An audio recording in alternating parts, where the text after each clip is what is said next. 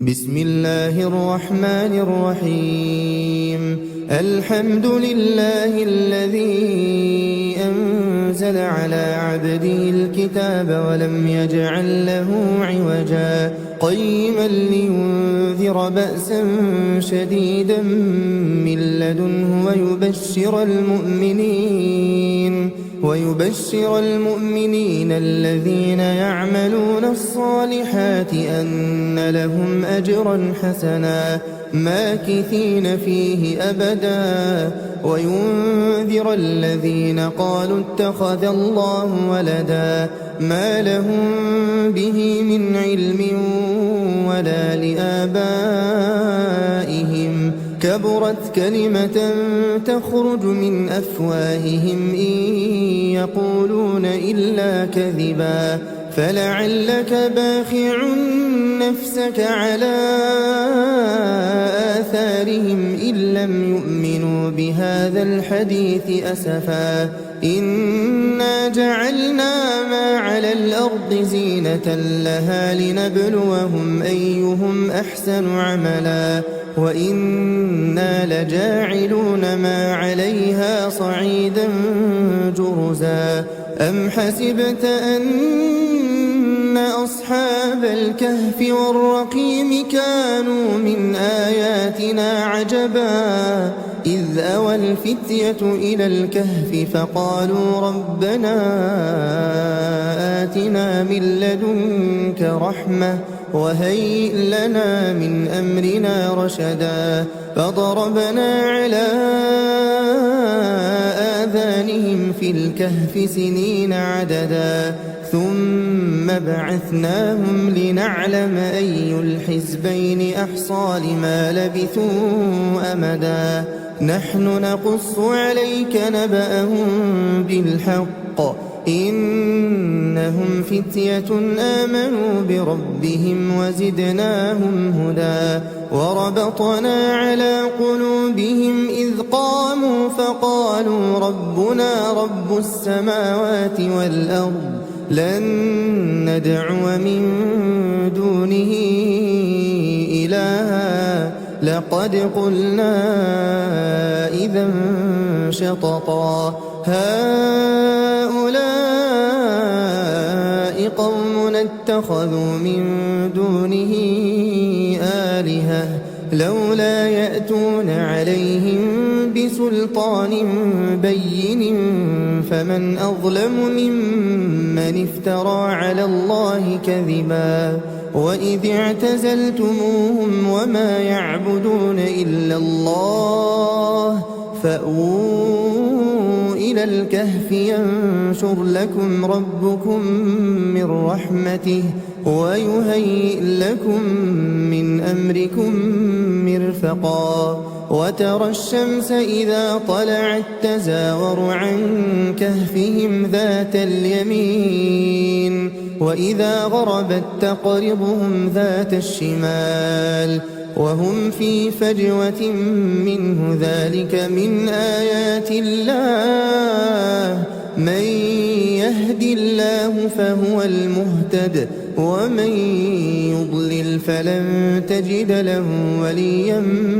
مرشدا وتحسبهم أيقاظا وهم رقود ونقلبهم ذات اليمين وذات الشمال وكلبهم باسط ذراعيه بالوصيد لو اطلعت عليهم لوليت منهم فرارا ولملئت منهم رعبا وكذلك بعثناهم ليتساءلوا بينهم قال قائل منهم كم لبثتم قالوا لبثنا يوما أو بعض يوم قالوا ربكم أعلم بما لبثتم فابعثوا أحدكم بورقكم هذه إلى المدينة فلينظر أيها أزكى طعاما فليأتكم برزق منه وليتلطف ولا يشعرن بكم أحدا إنهم إن يظهروا عليكم يرجموكم أو يعيدوكم في ملتهم ولن تفلحوا إذا أبدا وكذلك أعثرنا عليهم ليعلموا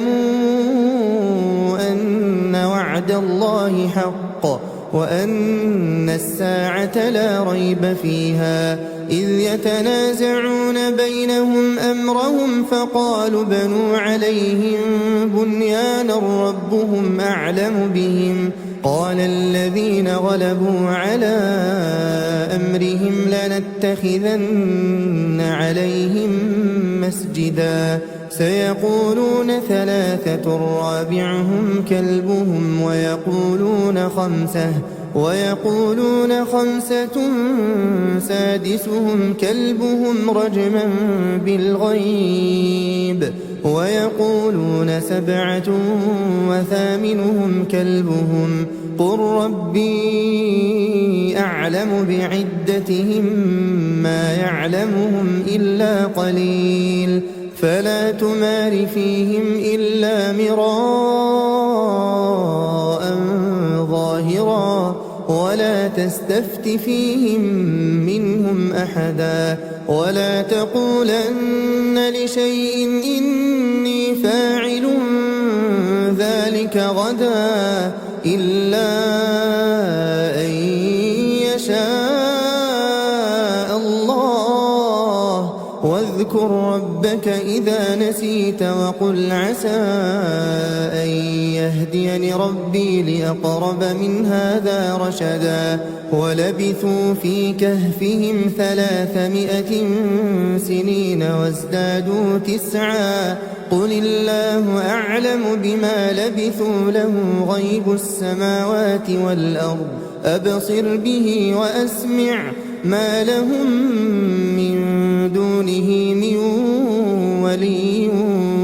ولا يشرك في حكمه أحدا واتل ما أوحي إليك من كتاب ربك لا مبدل لكلماته ولن تجد من دونه ملتحدا واصبر نفسك مع الذين يدعون ربهم بالغداة والعشي يريدون وجهه ولا تعد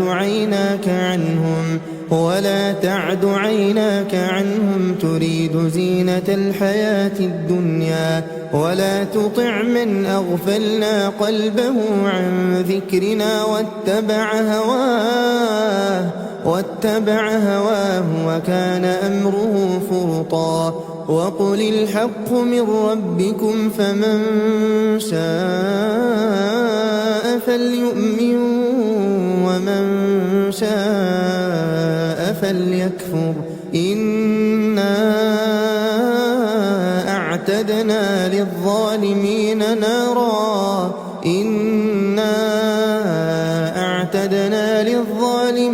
نارا أحاط بهم سرادقها وإن يستغيثوا يغاثوا بماء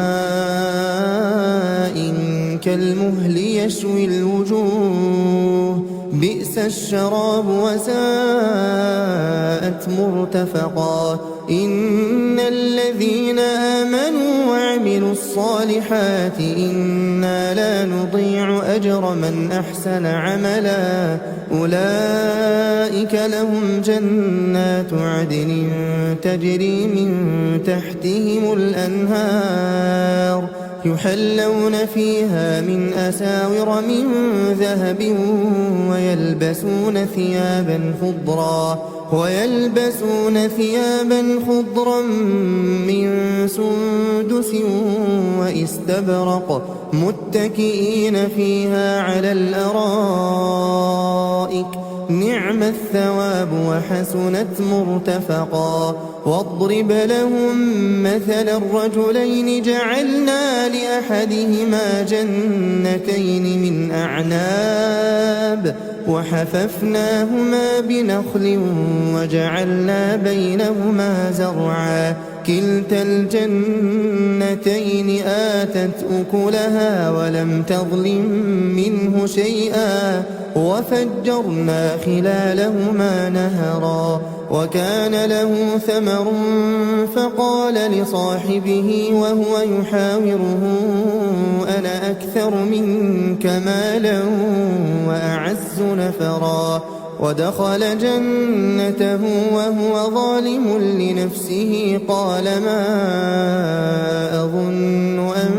تبيد هذه أبدا وما أظن الساعة قائمة ولئن رددت إلى ربي لأجدن خيرا منها منقلبا قال له صاحبه وهو يحاوره أكفرت بالذي خلقك من تراب ثم من نطفة ثم سواك رجلا لكن هو الله ربي ولا أشرك بربي أحدا ولولا إذ دخلت جنتك قلت ما شاء الله لا قوة إلا بالله إن ترني أنا أقل منك مالا وولدا فعسى ربي أن يؤتيني خيرا من جنتك ويرسل عليها حسبانا من السماء فتصبح صعيدا زلقا أو يصبح ماؤها غورا فلن تستطيع له طلبا وأحيط بثمره فأصبح يقلب كفيه على ما أنفق فيها وهي خاوية على عروشها ويقول يا ليتني لم أشرك بربي أحدا ولم تكن له فئة ينصرونه من دون الله وما كان منتصرا هنالك الولاية لله الحق هو خير ثوابا وخير عقبا واضرب لهم مثل الحياة الدنيا كماء إن أنزلناه من السماء فاختلط به نبات الأرض فأصبح هشيما تذروه الرياح وكان الله على كل شيء مقتدرا المال والبنون زينة الحياة الدنيا والباقيات الصالحات خير عند ربك ثوابا وخير أملا ويوم نسير الجبال وترى الأرض بارزة وحشرناهم فلم نغادر منهم أحدا وعرضوا على ربك صفا لقد جئتمونا كما خلقناكم أول مرة بل زعمتم أن لن نجعل لكم موعدا ووضع الكتاب فترى المجرمين مشفقين مما فيه ويقولون يا ويلتنا ما لهذا الكتاب لا يغادر صغيرة ولا كبيرة إلا أحصاها ووجدوا ما عملوا حاضرا ولا يظلم ربك أحدا وإذ قلنا للملائكة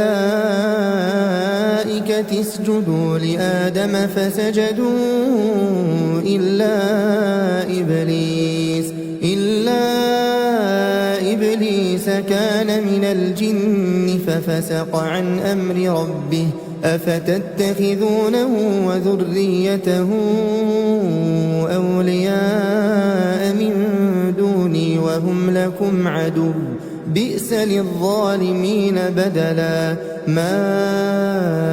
أشهدتهم خلق السماوات والأرض ولا خلق أنفسهم وما كنت متخذ المضلين عضدا ويوم يقول نادوا شركائي الذين زعمتم فدعوهم فلم يستجيبوا لهم وجعلنا بينهم موبقا ورأى المجرمون النار فظنوا أنهم مواقعوها ولم يجدوا عنها مصرفا ولقد صرفنا في هذا القرآن للناس من كل مثل وكان الإنسان أكثر شيء جدلا وما منع الناس أن يؤمنوا إذ جاءهم الهدى ويستغفروا ربهم إلا أن تأتيهم سنة الأولين أو يأتيهم العذاب قبلا وما نرسل المرسلين إلا مبشرين ومنذرين ويجادل الذين كفروا بالباطل ليدحضوا به الحق واتخذوا آياتي وما أنذروا هزوا ومن أظلم ممن ذكر بآيات ربه فأعرض عنها ونسي ما قدمت يداه إنا جعلنا على قلوبهم أكنة أن يفقهوه وفي آذانهم وقرا وإن تدعهم إلى الهدى فلن يهتدوا إذا أبدا وربك الغفور ذو الرحمة لو يؤاخذهم بما كسبوا لعجل لهم العذاب بل لهم موعد لن يجدوا من دونه موئلا وتلك القرى أهلكناهم لما ظلموا وجعلنا لمهلكهم موعدا وإذ قال موسى لفتاه لا أبرح حتى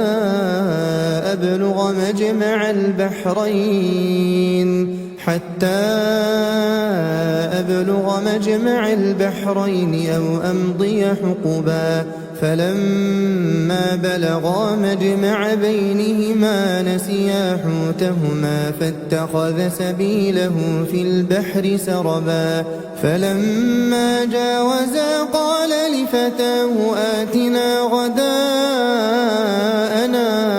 لقد لقينا من سفرنا هذا نصبا قال أرأيت إذ أوينا إلى الصخرة فإني نسيت الحوت وما أنسانيه إلا الشيطان أن أذكره واتخذ سبيله في البحر عجبا قال ذلك ما كنا نبغي فارتدا على آثارهما قصصا فوجدا عبدا من عبادنا آتيناه رحمة من عندنا وعلمناه من لدنا علما قال له موسى هل أتبعك على أن تعلمني مما علمت رشدا قال إنك لن تستطيع معي صبرا وكيف تصبر على ما لم تحط به خبرا قال ستجدني إن شاء الله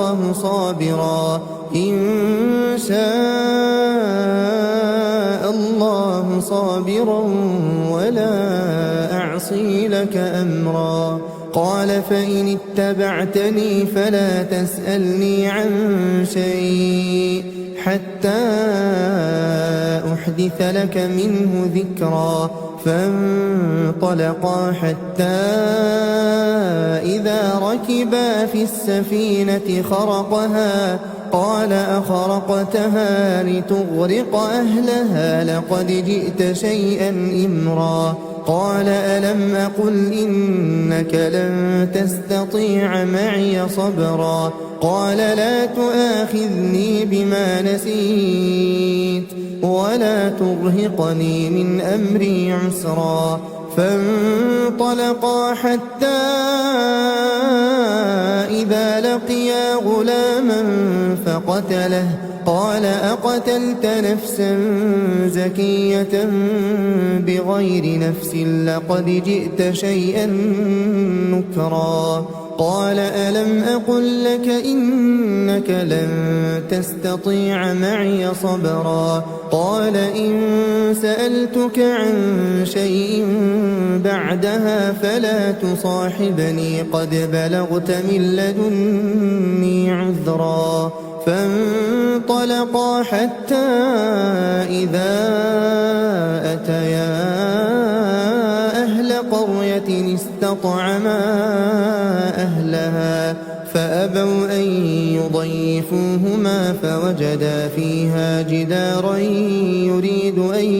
ينقض فأقامه قال لو شئت لاتخذت عليه أجرا قال هذا فراق بيني وبينك سأنبئك بتأويل ما لم تستطع عليه صبرا أما السفينة فكانت لمساكين يعملون في البحر فأردت أن أعيبها وكان وراءهم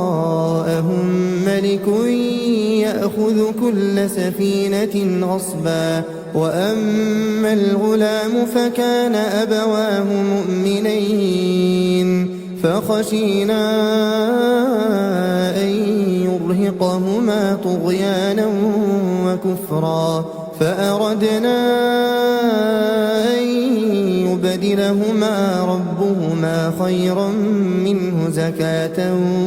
وأقرب رحما وأما الجدار فكان لغلامين يتيمين في المدينة وكان تحته كنز لهما وكان أبوهما صالحا فأراد ربك أن يبلغا أشدهما ويستخرجا كنزهما رحمة من ربك وما فعلته عن أمري ذلك تأويل ما لم تسطع عليه صبرا ويسألونك عن ذي القرنين قل سأتلو عليكم منه ذكرا إنا مكنا له في الأرض وآتيناه من كل شيء سببا فأتبع سببا حتى إذا بلغ مغرب الشمس وجدها تغرب في عين حمئة ووجد عندها قوما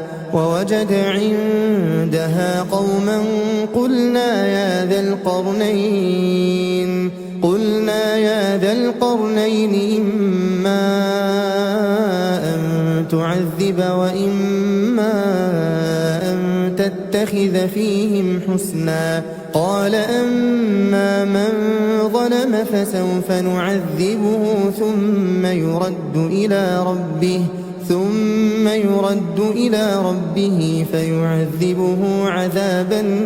نكرا وأما من آمن وعمل صالحا فله جزاء الحسنى وسنقول له من أمرنا يسرا ثم أتبع سببا حتى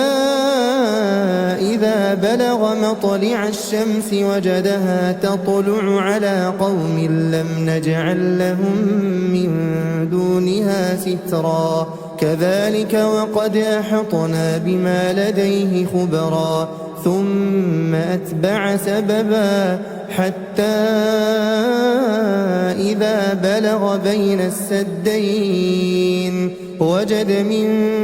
دونهما قوما لا يكادون يفقهون قولا قالوا يا ذا القرنين إن يأجوج ومأجوج مفسدون في الأرض فهل نجعل لك خرجا على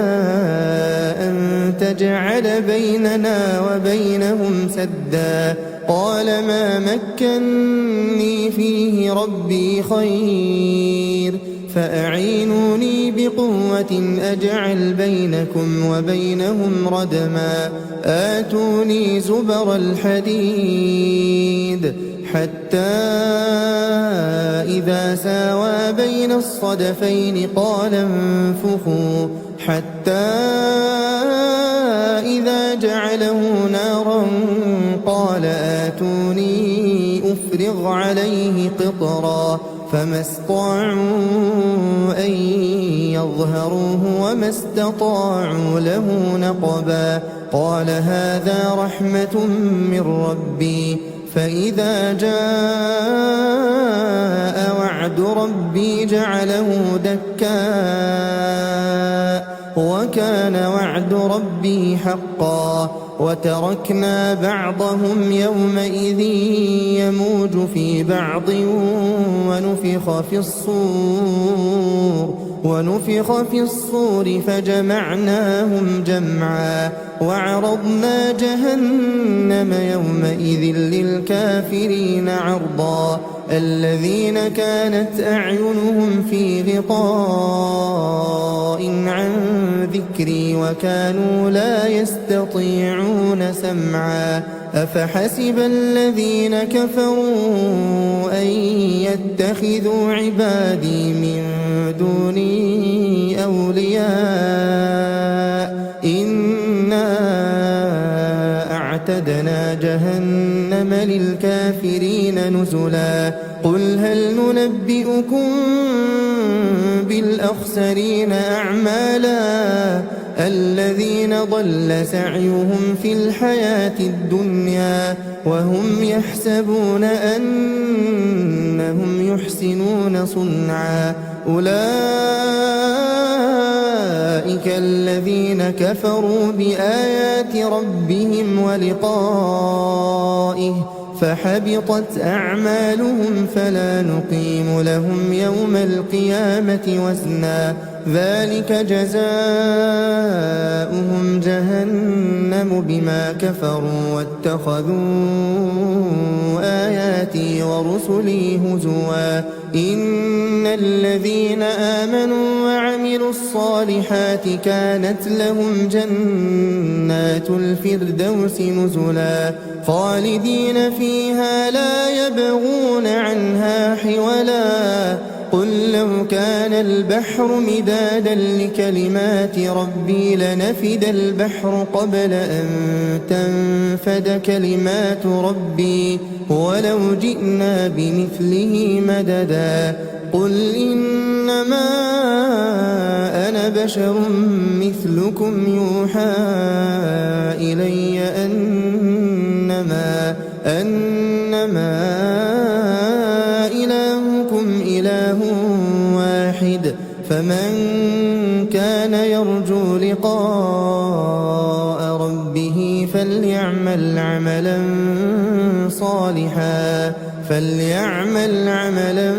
صالحا ولا يشرك بعبادة ربه أحدا.